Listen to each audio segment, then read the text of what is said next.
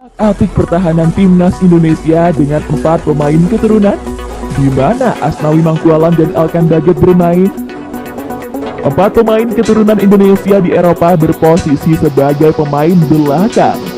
Bagaimana nasib para bek lokal di timnas Indonesia kelak? PSSI berencana untuk menaturalisasi 4 pemain keturunan 2 timnas Indonesia. Keempatnya adalah Kevin Dix, Jordi Amat, Sandy Walsh, dan Matt Hilgers. Keempatnya adalah permintaan dari pelatih timnas Indonesia Shin Tae-yong. Sandy Walsh dan Kevin Dix berposisi sebagai bek sayap kanan, posisi yang selama ini diperankan Asnawi Mangkualam. Adapun Jordi Amat dan Matt Hilgers adalah bek tengah, tempat Bagot bermain. Untuk kepentingan timnas Indonesia, para bek lokal bisa bersaing. Kami mencari yang terbaik supaya timnas Indonesia tidak kalah melulu, kata Hasani. Kecuali kalau kasihan terhadap pemain. Kalau main kasihan-kasihan, buat saja yayasan sepak bola. Bagaimana nasib pemain lokal nanti? Pemain lokal kan tidak jelek, cuma kalau ada saingan, mereka akan termotivasi. Jelas Hasani. Kalau mereka tidak punya motivasi, mereka akan merugi. Sebab prinsipnya, timnas Indonesia itu dalam istilah kami adalah undang-undang dasar yang paling tinggi hukumnya. Tutur Hasani. Timnas Indonesia itu mengumpulkan para pemain terbaik dari semua pemain yang ada, termasuk lokal dan dari luar negeri. Jadi saya berharap dengan rencana kami ini, pemain lokal jadi bersaing, jadi punya motivasi lebih untuk merebut posisi supaya tempatnya tidak direbut oleh pemain yang bermain di luar negeri, paparnya. Defender Football mencoba untuk mengulas 2 versi sektor belakang impian bagi skuad Garuda.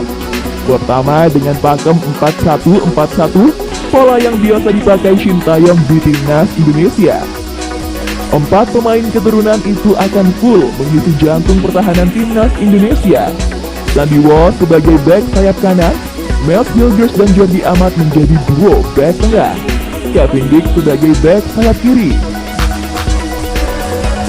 Posisi naluriah Kevin Dix sebenarnya adalah bek sayap kanan, namun perannya akan bentrok dengan Sandy Walsh yang juga terbiasa bermain di pos itu.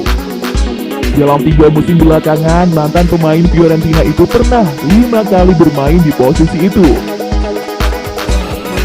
Namun, kedatangan 4 pemain keturunan itu kelak akan menggusur bek lokal bertalenta timnas Indonesia seperti Asnawi Mangkualam, Elkan Bagot, hingga Pratama Arhan. Teman pelatih mau teori, karena dengan ada pemain yang selama ini bermain di luar negeri, dia kan bisa transfer ilmu, dia bisa transfer skillnya. Jadi itu memotivasi pemain-pemain lokal. Nah mungkin lah kita ambil 11 pemain atau 30 pemain dari luar negeri. Ini yang kita ambil kan. 5 pemain tambahan lengkapi 30 personel timnas Indonesia di Piala AFF 2020. Siapa saja? Seperti yang diketahui, PSSI sudah memastikan 25 pemain yang ikut training camp ke Turki akan langsung diterbangkan ke Singapura untuk memberikan penampilan yang terbaik di Piala AFF 2020.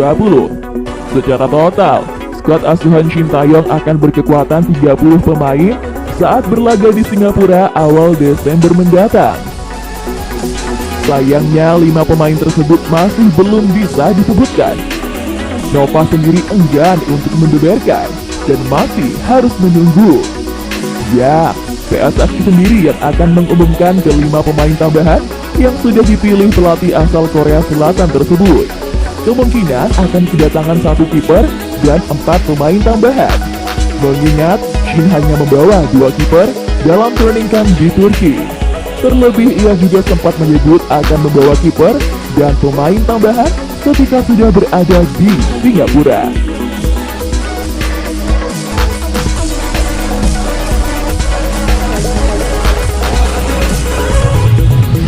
Ganatif Songkrasin takut dikasari lantaran Piala AFF 2020 tak pakai VAR.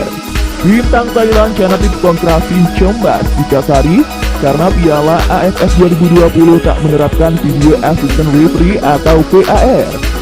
Apalagi menurutnya, Piala AFF belakangan ini acak panas karena gengsi yang besar. Meski VAR sudah cukup populer dan digunakan di banyak turnamen seluruh dunia, di Piala AFF 2020 sistem ini masih belum diterapkan. Sekretaris Jenderal Asosiasi Sepak Bola Thailand, Katis Supapong, menyebut wasit di Asia Tenggara belum siap menerapkan VAR, sehingga tuan rumah Singapura tidak akan menggunakannya. Kondisi ini ternyata bikin Chanatip khawatir. Pemain Hokkaido Consadole Sapporo tersebut berpendapat kalau seharusnya VAR bisa diterapkan karena persaingan sengit di Piala AFF. Situasi kekerasan lebih sering muncul di Piala AFF belakangan ini. Jika VAR diterapkan, saya yakin wasit akan memberikan banyak penalti.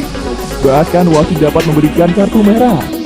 Ungkap Chanatip Songkrasin dikutip dari Matichon. Chanatip Songkrasin memang kemungkinan tak bisa langsung tampil buat timnas Thailand di Piala AFF 2020. Hal itu karena dia masih harus menghadapi satu lagi laga bersama Consadole Sapporo di Liga Jepang.